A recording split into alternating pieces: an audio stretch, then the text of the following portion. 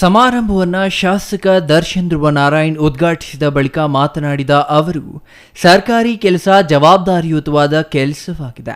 ಒಂದು ಕಾನೂನಿನ ಚೌಕಟ್ಟಿನಲ್ಲಿ ಜನರ ಸೇವೆ ಮಾಡಲು ಸರ್ಕಾರಿ ನೌಕರರು ಶ್ರಮ ವಹಿಸುತ್ತಿದ್ದಾರೆ, ಶ್ರಮಜೀವಿಗಳಾಗಿ ಕೆಲಸ ಮಾಡುತ್ತಿದ್ದಾರೆ. ಈಗಾಗಲೇ ರಾಜ್ಯ ಸರ್ಕಾರಿ ನೌಕರರಿಗೆ ಪಿಂಚಣಿ ಬಗ್ಗೆ ಹೋರಾಟ ನಡೆಸಲಾಗುತ್ತಿದೆ.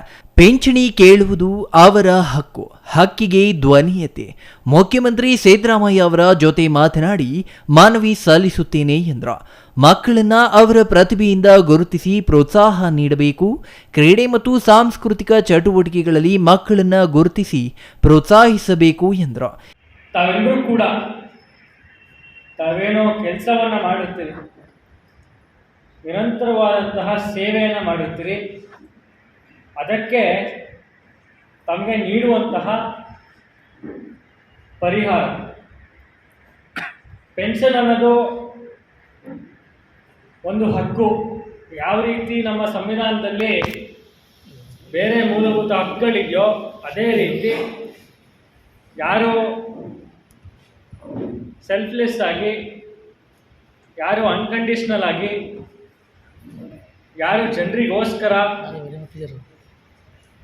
ಜನರಿಗಾಗಿ ಸೇವೆಯನ್ನು ಮಾಡ್ತಾರೋ, ಅವರ ಕರ್ತವ್ಯವನ್ನು ನಿರ್ವಹಿಸ್ತಾರೋ ಅವರಿಗೆ ದಕ್ಕುವಂತಹ ಒಂದು ಹಕ್ಕು.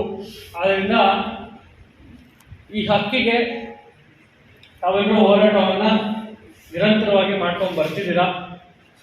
ಅದರಲ್ಲೂ ಕೂಡ ಸಾಕಷ್ಟು ರೆಸ್ಟ್ರಿಕ್ಷನ್ಸ್ ಇದೆ, ಸಾಕಷ್ಟು ಹರ್ಡಲ್ಸ್ ಇದೆ. ಅದು ನಮಗೆ ಅರಿವಿಗೆ ಬಂದಿದೆ. ನಮ್ಮ ತಾಲೂಕು ಅಧ್ಯಕ್ಷರು ಕೂಡ ನಮ್ಮ ಕಳೆದ ವಾರ ಭೇಟಿ ಮಾಡಿ ಅದ್ರ ಬಗ್ಗೆ ನಮಗೆ ಮಾಹಿತಿಯನ್ನು ನೀಡಿದಂಥದ್ದು. ಎಸ್ಎಸ್ಎಲ್ಸಿ ಮತ್ತು ಪಿಯುಸಿಯಲ್ಲಿ ಹೆಚ್ಚು ಅಂಕ ಗಳಿಸಿದ ವಿದ್ಯಾರ್ಥಿಗಳಿಗೆ ಪ್ರತಿಭಾ ಪುರಸ್ಕಾರ ನೀಡಿ ಗೌರವಿಸಲಾಯಿತು. ಇನ್ನು ಈ ಸಂದರ್ಭದಲ್ಲಿ ಡಿವೈಎಸ್ಪಿ ಗೋವಿಂದರಾಜು, ಕ್ಷೇತ್ರ ಶಿಕ್ಷಣಾಧಿಕಾರಿ ಎಟಿ ಶಿವಲಿಂಗಯ್ಯ, ಸರ್ಕಾರಿ ನೌಕರರ ಸಂಘದ ಜಿಲ್ಲಾಧ್ಯಕ್ಷ ಜೆ ಗೋವಿಂದರಾಜು, ತಾಲೂಕು ಅಧ್ಯಕ್ಷ ರಂಗಸ್ವಾಮಿ ಹಾಜರಿದ್ದರು. Kumar, CTV news, Nanjangud.